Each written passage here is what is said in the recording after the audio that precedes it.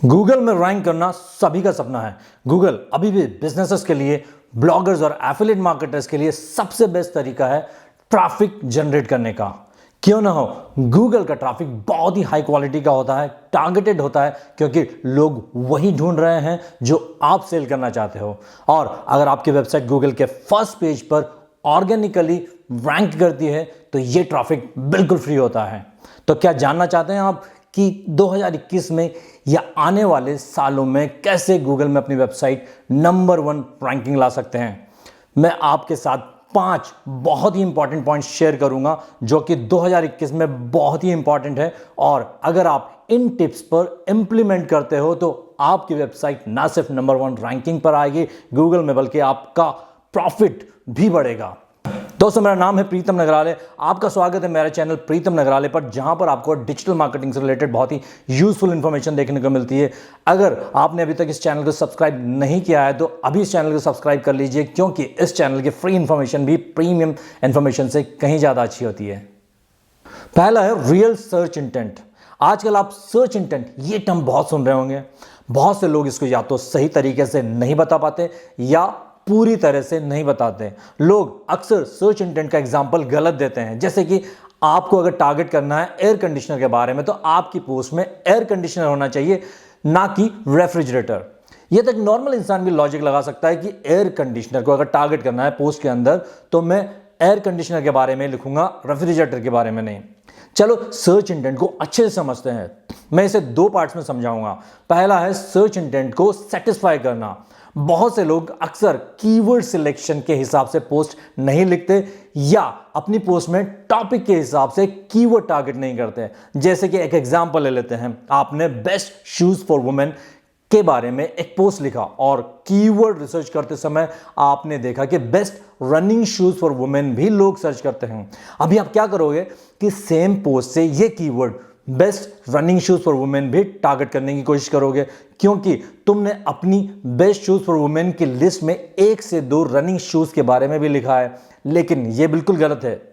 अगर कोई best running shoes search कर रहा है तो उसका मतलब है उसको उस पोस्ट में सिर्फ रनिंग शूज की इंफॉर्मेशन ही चाहिए। अगर आपने इस पोस्ट में कैजुअल, फॉर्मल या स्पोर्ट शूज सभी कवर किए हैं तो उसे आपकी पोस्ट में इंटरेस्ट नहीं आएगा।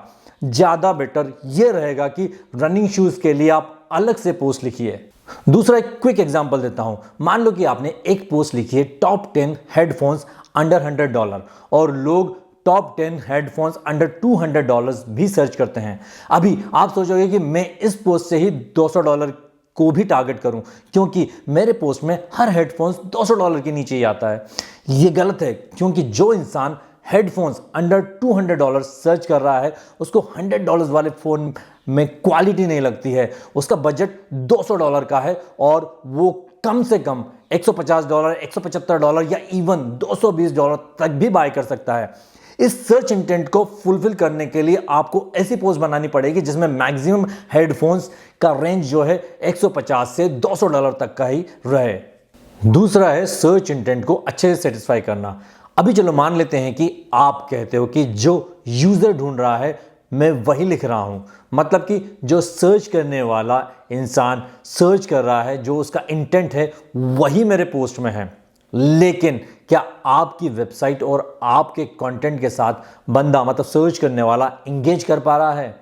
कोई विजिटर अगर आपकी वेबसाइट पर फर्स्ट टाइम आ रहा है तो आपकी वेबसाइट का डिजाइन और यूजर एक्सपीरियंस भी मैटर करता है। जैसे कि आपको किसी रेस्टोरेंट में खाना खाना है या नहीं, पहले उस रेस्टोरेंट के एम्बियंस से आप डिसाइड करते हो। वैसे ही विजिटर को आपके वेबसाइट का यूजर एक्सपीरियंस बहुत मैटर करता है।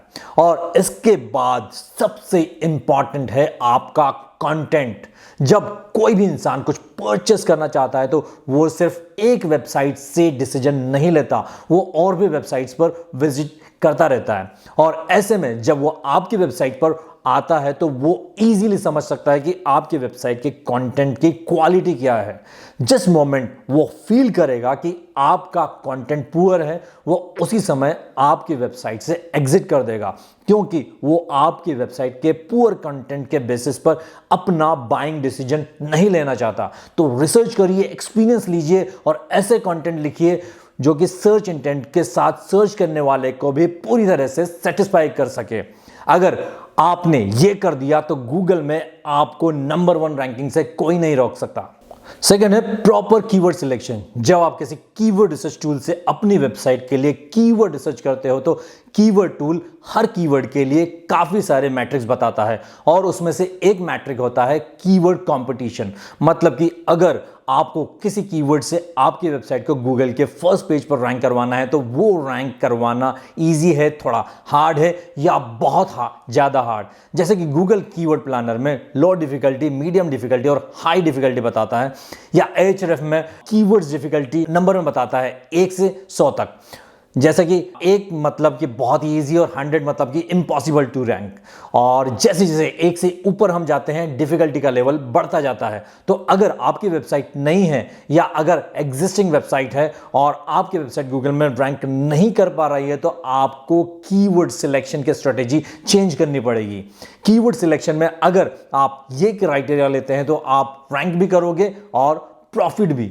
पहला है लॉन्ग टेल कीवर्ड्स, मतलब कि कीवर्ड्स की लेंथ 3 या 3 से ज्यादा वर्ड्स होने चाहिए। जैसे कि online topic classes in Mumbai या tips to buy cold press oil.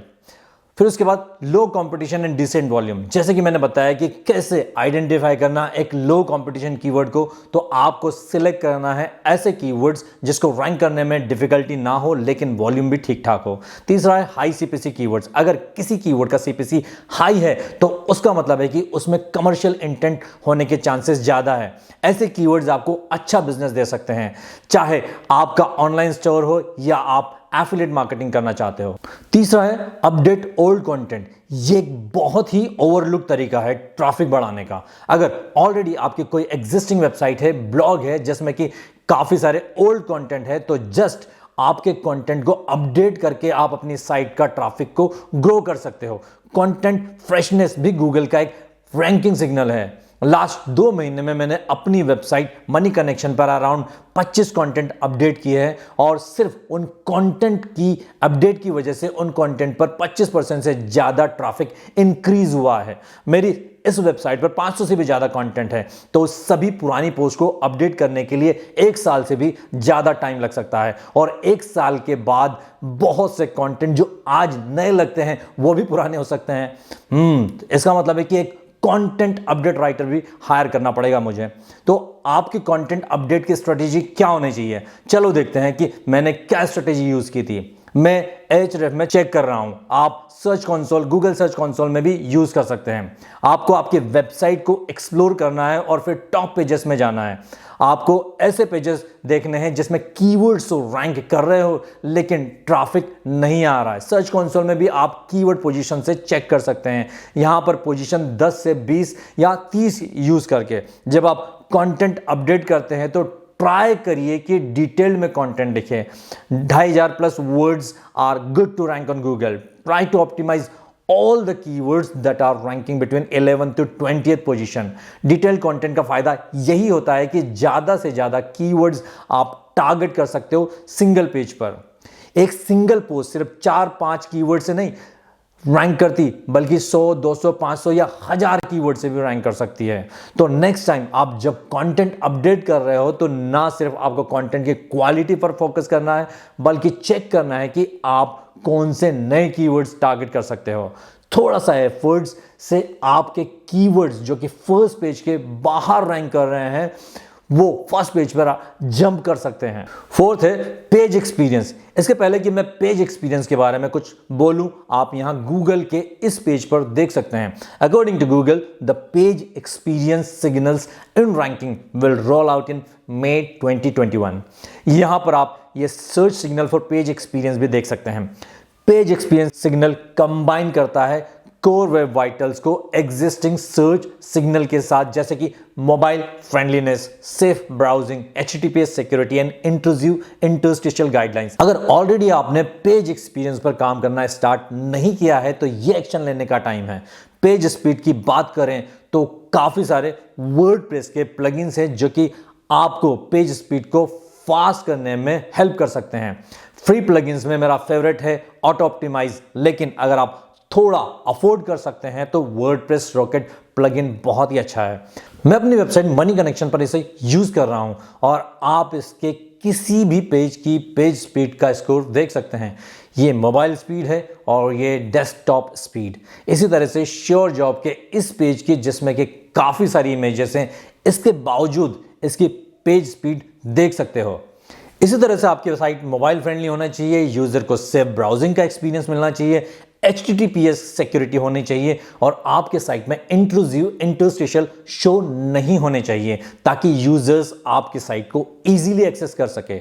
Next है फीचर स्निपेट। आपने कई बार देखा होगा कि अगर आप कोई क्वेरी सर्च करते हो तो फर्स्ट रिजल्ट के पहले एक स्निपेट होता है जो कि यूजर की क्वेरी के आंसर को समरी में शो करता है। क्योंकि ये फर्स्ट ऑर्गेनिक रिजल्ट्स के पहले आता है, कुछ SEO एक्सपर्ट इसको जीरोथ रिजल्ट्स भी कहते हैं। गूगल यूजुअली 3 टाइप्स के फीचर स्निपेट शो करता है। पहला डेफिनेशन, सेकंड लिस्ट और तीसरा टेबल्स। ज्यादातर फीचर स्निपेट फर्स्ट रिजल्ट से नहीं आते।